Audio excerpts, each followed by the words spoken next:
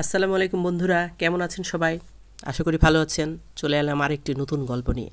আশা করছি আপনাদের ভালো লাগবে। গ্রামের তিনজন যুবক কলেজে পড়ে, শফিক, তুহিন আর রুদ্র।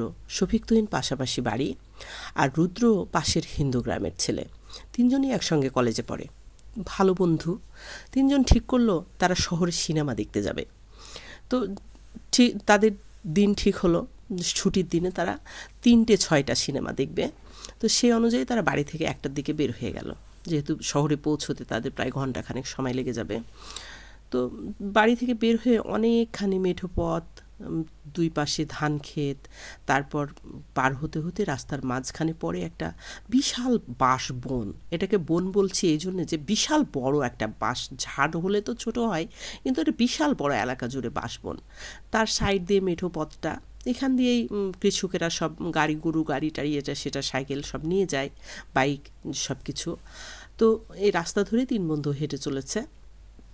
আর রাস্তার বামে আছে একটা গ্রামের গুরুস্থান, এখানে মানুষ মারা গেলে কবর দেওয়া হয়। তো এই রাস্তা দিয়েই তাদেরকে শহরে যেতে হয়, স্কুল কলেজ সব জায়গায় যেতে হয়। তো রাস্তাটাতে যেহেতু বাঁশ বনটা ছিল, বনের মধ্যে দিয়ে রাস্তা, তো অনেকে রাত্রে সন্ধ্যার পরে কেউ তেমন বের হতো না, নিতান্তই প্রয়োজন ছাড়া কেউ গ্রামের মানুষ বের হতো না এই রাস্তাটাই। তো কোনো প্রয়োজন হলে তারা একত্রে বেশ কয়েক ঘরের মানুষ মিলে তারপর যেত। তো ভয় পেত আর কি, তেমন কোনো দুর্ঘটনা ঘটেছিল কি না তেমন সেই সময় জানা ছিল না, কিন্তু আজকের ঘটনাটা অন্যরকম ছিল।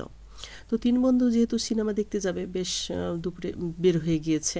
তো অনেকখানি রাস্তা পার হয়ে তারপর তারা মেন রোডে ওঠে, এবং এখানে রোডের ওপর উঠলে এখানে গাড়ি পাওয়া যায়। তো তারা বাসে চেপে শহরে চলে যায়, এবং সেখানে যেয়ে পৌঁছতে পৌঁছতে তাদের কোনো একটা ক্রাইসিসের কারণে ঘণ্টাখানেক সময় মিস হয়ে যায়, যার কারণে তারা 3টে 6টা সিনেমাটা দেখতে পায় না। তারা 6টা 9টা সিনেমাটা দেখবে বলে টিকিট কাটে। তো যাই হোক, ঘুরে বেড়ায় তারা এই সময়টুকু শহরে, ঘুরা টুরার পরে তারপর 6টা 9টা সিনেমা দেখার জন্য তারা হলে ঢুকে, সিনেমা হলে। তো সিনেমাটা বেশ কিছুটা ভৌতিক ছিল। তো তিন বন্ধুর মধ্যে তুহিন যে ছিল, সে বয়সে একটুখানি কম ছিল দুইজনের চাইতে, সে বড় প্রচণ্ড রকমের ভীতু ছিল। তো সিনেমাটা দেখার পর থেকে সে ভয় পেতে শুরু করেছে।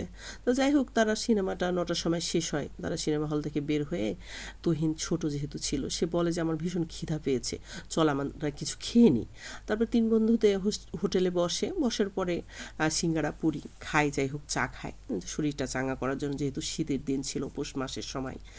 তারপর তারা বলে যে শহরে তো আসা হয় না, যেহেতু এসেছি তো কিছু কেনাকাটা করলে কেমন হতো।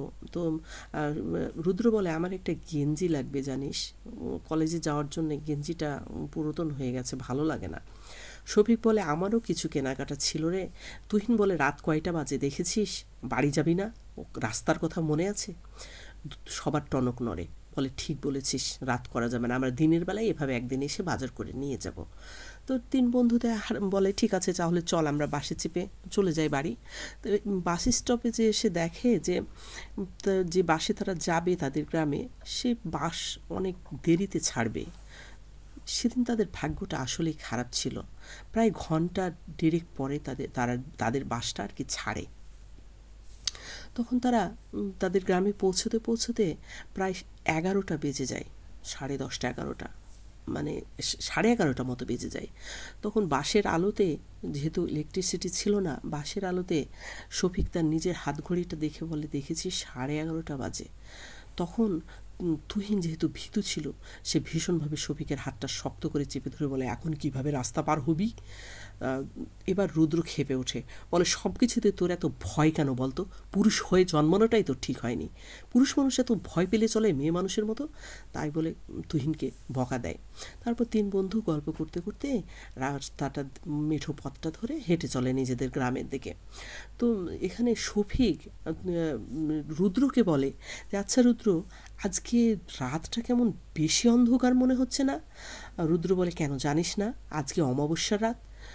শফিক বলে না রে, অমাবস্যার রাত কি, আমরা তো এটা ততটা বুঝি না, আমি তো জানি না আজকে অমাবস্যার রাত। এবার তুহিন বলে নে, এবার হয়েছে তো, অমাবস্যার রাত্রে আমরা 12টার সময় বাড়ি ফিরছি, বুঝবি ঠালা বাঁশবাগানের মধ্যে গেলে। এবার রুদ্র ক্ষেপে ওঠে, এই শালার মাথায় একটা বাড়ি দিয়ে ভেঙে দেবো, সবসময় ভয় আর ভয়। যাই হোক, তারপর তিন বন্ধু সাহসে ভর করে হাঁটা শুরু করে। অনেকখানি পথ পার হয়ে তারা সেই বাঁশবনের মধ্যে ঢুকে। বাঁশবনের মধ্যে দিয়ে তিন বন্ধু গল্প করতে করতে চলে যাচ্ছে, বিভিন্ন রকমের গল্প করছে, সিনেমার গল্প, তারপর সব কিছু।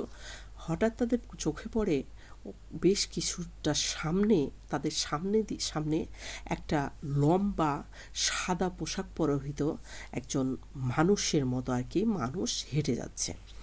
তো প্রথমে সেটা রুদ্রের চোখে পড়ে। সে শফিককে এবং তুহিনকে বলে, দেখ ভয় পাস নে, সামনে সামনে ওই দেখ একজন যাচ্ছে, আমরা ওনার পিছন পিছন যাই, সমস্যা নেই। তখন তুহিন বলে যে ওরা কি মানুষ নাকি অন্য কিছু, সাদা পোশাক পরা কেন রে, অত লম্বা কেন? তখন এবার শফিক রুদ্রকে ধমক দেয় যে সব কিছুতে তোর ভূত খোঁজা বন্ধ করতো, উনি আমাদের গ্রামের দিকে যাচ্ছে দেখছিস না, আমাদের গ্রামেরই কোনো আঙ্কেল হবে হয়তো। তখন এবার তুহিন বলে, যদি আঙ্কেল হয় তাহলে আমি ডাকি, বলে সজোরে আঙ্কেল আঙ্কেল করে জোরে জোরে ডাকতে থাকে। কিন্তু সেই মূর্তিটি তাদের দিকে ফিরেও তাকায় না, কথার কোনো জবাবও দেয় না। এবার শফিক বিরক্ত হয়, বলে চুপ তো, ভ্যা করিস না, দেখছিস না উনি কথা বলছে না, আর ডাকবি না। তারপর তিনজনে হাঁটা ধরে, সেটাও সামনে সামনে হেঁটে চলে। এবার অনেকখানি যাওয়ার পর আবার তুহিন হঠাৎ দেখে ওঠে আঙ্কেল আঙ্কেল করে। এবার ছায়ামূর্তিটি দাঁড়িয়ে যায়। তারপর শফিক এবং তুহিন তিনজন মিলে দ্রুত গতিতে হাঁটা শুরু করে, যে আঙ্কেলের সঙ্গে তারা যাবে, যেহেতু তাদের তিনজনেরই ভয় করছিল। তারা অনেকখানি হাঁটার পরে এবার রুদ্র তাদের মধ্যে বেশ বুদ্ধিমান ছিল। সে বলে, দাঁড়া তো শফিক, আমরা অনেকখানি হেঁটে এলাম, এতক্ষণে আঙ্কেলের নাগাল পাওয়ার কথা ছিল না, উনি তো দাঁড়িয়েই আছে, কিন্তু ওনাকে আমরা কেন অতখানি দূরে এখনও দাঁড়িয়ে হাঁটছি বলতো? তখন এবার শফিক বলে, তুই ঠিকই বলেছিস তো, আমাদের দূরত্ব তো এতক্ষণ কমে যাওয়ার কথা, কিন্তু আমরা কেন ওনার নিকটবর্তী হতে পারছি না? তখন এবার তুহিন বলে, কি বললি, তার মানে? তখন রুদ্র এবং শফিক তুহিনকে চেপে ধরে, বলে তুই চুপ থাক। তখন তুহিন চিৎকার করে আঙ্কেল আঙ্কেল বলে আবার ডাকতে থাকে। এবার তারা লক্ষ্য করে সেই ছায়ামূর্তিটি তাদের দিকে পেছন ফিরে পুরাটা মাথাটা ঘুরিয়ে তাদের দিকে তাকায়। তখন তারা যা দেখলো, তাদের সেটা তারা না দেখলেই ভালো করতো বুঝি। তারা দেখে সেই লোকটি যে পোশাকটা পরে আছে, সেই পোশাকটা দিয়ে লাইটের মতো আলো পড়ছে চারিদিকে, বেশ অনেকখানি জায়গা নিয়ে আলোকিত হয়ে গেছে।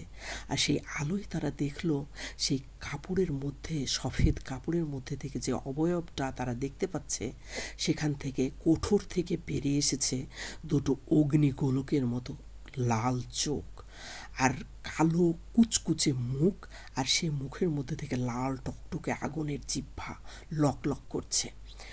এটা দেখে তুহিন তারস্বরে চিৎকার করে ওঠে, গগন বিদারী চিৎকার। এই চিৎকারে সেই মূর্তিটি তার ডান হাতটি সজোরে চালিয়ে দেয় তাদের দিকে, এবং হাতটি সজোরে এসে তুহিনের গলা চেপে ধরে এবং সেটাকে আকাশের দিকে তুলে নেয়। এটা দেখে শফিক এবং রুদ্র সমানে চিৎকার করতে থাকে, ছাড়ুন আমাদের বন্ধুকে, ছাড়ুন, আপনি কে, এটাই আমাদেরকে মেরে ফেলছেন কেন, আমার বন্ধুকে ছাড়ুন, কে আছেন কোথায়, আমাদেরকে বাঁচান বাঁচান বলে তারা এত জোরে গগন বিদারী চিৎকার করতে থাকে। ওদের চিৎকার গ্রামের রাস্তার ধারে যে বাড়িগুলো ছিল, সেই বাড়ির মানুষদের কান অবধি পৌঁছে যায়। যেহেতু ইলেকট্রিসিটি ছিল না, বলেছি আপনাদেরকে, ফ্যান চলেনি, শব্দ ছিল না, সবাই, আর শীতের দিন সবাই শুনতে পায়, এবং কয়েকটা বাড়ি থেকে 3-4 লোক হ্যারিকেন নিয়ে ছুটে বের হয়ে আসে। এসে তারা রাস্তার মানে বাঁশবাগানের মধ্যে, বনের মধ্যে ঢুকে যেখান থেকে চিৎকার করছিল ছেলেগুলো, সেখানে আসে এবং তাদেরকে চিনে ফেলে। দেখে শফিক আর তুহিন তাদেরই গ্রামের ছেলে। তারা বলে, এই লোকগুলি তাদেরকে চুপ করতে বলে। লোকগুলির মধ্যে ছিল রুহুল আঙ্কেল আর আলী আঙ্কেল, আর আরেকজন আনোয়ার আঙ্কেল। তো আলী আঙ্কেল তাদের মধ্যে বয়োজ্যেষ্ঠ ছিল এবং অনেক ভালো লোক ছিল। তিনি বলেন, এই তোমরা চিৎকার করছো কেন বাবা, কি হয়েছে তোমাদের সঙ্গে? এরা কোনো কিছুই না শুনে সমানে চিৎকার করতে থাকে। তখন তারা নিজেদের হুঁশের মধ্যে নেই। তো আলী আঙ্কেল বুঝতে পারে যে কিছু একটা খারাপ হয়েছে এদের সঙ্গে। তিনি তাড়াতাড়ি আয়াতুল কুরসি পড়ে তাদের গায়ে ফু দেয়। ফু দেওয়ার পর তারা শান্ত হয়। শান্ত হওয়ার পর তাদেরকে তারা জিজ্ঞেস করে, আঙ্কেলেরা যে কী ব্যাপার, তোমাদের কী হয়েছে? তখন বলে যে আঙ্কেল, আমরা ভয় পেয়েছি, এমন একটা পিশাচ আমাদের সামনে এসে দাঁড়িয়েছিল আর আমাদের বন্ধু তুহিনকে তুলে নিয়ে গেছে। এবার তো এনারা ভীষণভাবে চিন্তিত হয়ে পড়ে। তাদের মুখে শফিক এবং রুদ্রুর কাছে পুরো ঘটনা শোনার পরে তারা জঙ্গলের মধ্যে মানে বনের মধ্যে খুঁজতে থাকে তুহিনকে, এবং কিছুটা দূর গভীরের মধ্যে যেয়ে দেখে তুহিন অজ্ঞান অবস্থায় পড়ে রয়েছে এবং অনেক উঁচু থেকে তাকে ফেলে দেওয়া হয়েছে, তার মাথা ফেটে রক্ত বের হচ্ছে। তো তার জ্ঞান ফেরানোর জন্য তারা অনেক চেষ্টা করে, দোয়া কালাম পড়ে ফু দেয়, কিন্তু তার জ্ঞান আর ফিরে না। তো এই এমন অবস্থায় রাত যেহেতু অনেক গভীর, তখন প্রায় 1টা-1:30 বাজে। এখন এই অবস্থায় এদেরকে নিয়ে বাড়ি ফিরতে হবে। সবাই মিলে চ্যাংদোলা করে তুহিনকে নিয়ে তারা বাড়ি ফিরে এবং সকালবেলা তুহিনকে হসপিটালে নিয়ে যায়। এবং আর রুদ্র আর শফিককে মানে প্রাথমিক চিকিৎসা দিয়ে ডাক্তারেরা ছেড়ে দেয়, কিন্তু রুদ্র আর শফিকের মেন্টালি প্রবলেম প্রায় মাসখানেক ছিল, আর তুহিন একেবারেই কোমায় চলে যায়। ধন্যবাদ।